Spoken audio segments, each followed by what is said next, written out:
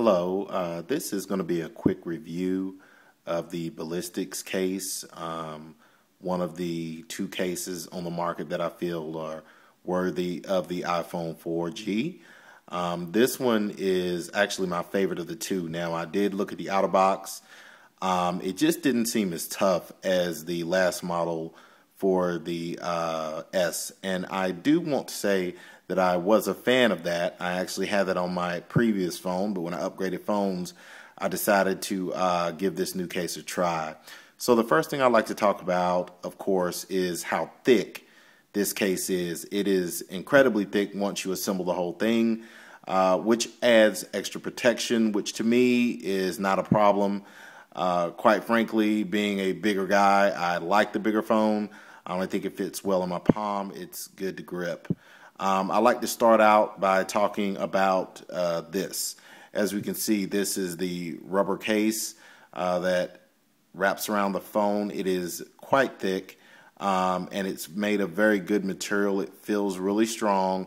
It actually allows the phone to bounce back, yes, like a ball when it drops. I dropped this and it literally bounced up back at me, which is pretty impressive considering all the other cases I've had have never done that.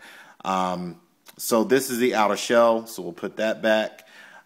Next, we'll take a look at the clip. Of course, you know, a clip is not really that big a deal, but I do want to say this is a very strong clip. One thing I really do like about the clip is you can adjust it to make it go to the side if you don't want to wear it straight down. You can turn it this way and wear it sideways on your belt. Sometimes I like to use it if I'm doing something that's sporty or I'm running an event that requires me to be outside. It's kind of good to have so you don't have to worry about the phone falling out of your pocket, which wouldn't be a big deal actually because the protection would protect the phone if it did fall out of your pocket. Now, we do want to look at the screen. Of course, it does have a screen here, which is very good. Now, a lot of people talk about watermarks. I got to be honest with you. I went to AT&T and got a privacy shield, and it totally took care of all the watermarks. I don't have a problem with that anymore after adding that little privacy shield to the phone.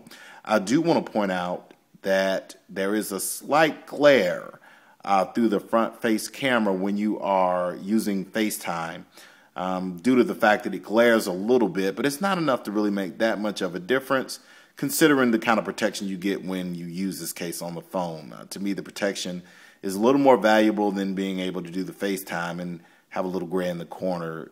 That's not a big deal. We also want to look at how the button is covered in the front, which I do actually like. Now, my concern initially was, would I be able to push this effectively? I must say I've had no problem in activating the phone using this button. So I will say the design is working very well. Now, as far as the earpiece goes, there is a little cutout. I'm going to try to bring it up. You can't really see it because it's clear, but there is a cutout so that you can hear very clearly. Maybe if I put my finger behind it, you can see it a little bit right there. So this is the front clip part. And I do want to add that you can actually put this piece on the phone along with the back cover, which we're about to go over in a second, and use this as the case. You don't actually have to have this part on here.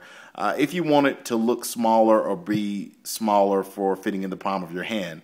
Personally, like I said, I do like the bulkier style. It feels better to me, and plus it gives the phone that extra bounce back that I love. Now, let's take a look at the actual back case. As you can see, it has plastic on the back. It does have a cutout for the camera here. You know, I wondered at first, is it really good that it doesn't have a shield over the camera? But I think that's probably because if you had one, there might be some glare. I will say with taking pictures and looking through the back of the phone through the camera, I've had no problem with that at all, which is kind of nice. Of course, you see the opening right here for the switch as far as the ring or the vibrate. Again, very accessible. I've got pretty big fingers, never had a problem getting in there. I do like this rubbery material in the back for the Ballistics case. It acts as a pad to the phone, so the phone is not actually resting on this harder material, which, by the way, interlocks very well when you close the phone.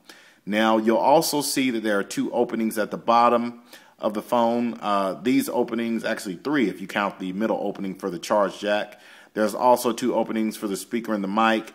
I think that they don't cover these because the last time they tried it with the other phone, the S model, there was a little bit of hesitation sometimes when you talked in it, and you could hear a little bit of echo. You don't really have that problem now because the phone is exposed there, which I actually enjoy because I do not like echo myself. So this is my quick view of the case. I really like the case. I think that, you know, some people will go with the Autobox because it is comfortable to them. They recognize the case. They recognize the name. Me, myself, I think this case is tougher. If you want a case that looks better, I probably would go with the Autobox. But as far as being tough and rugged, I would say that this is the case you want. And just my little 2 cents in the world. And thank you for watching.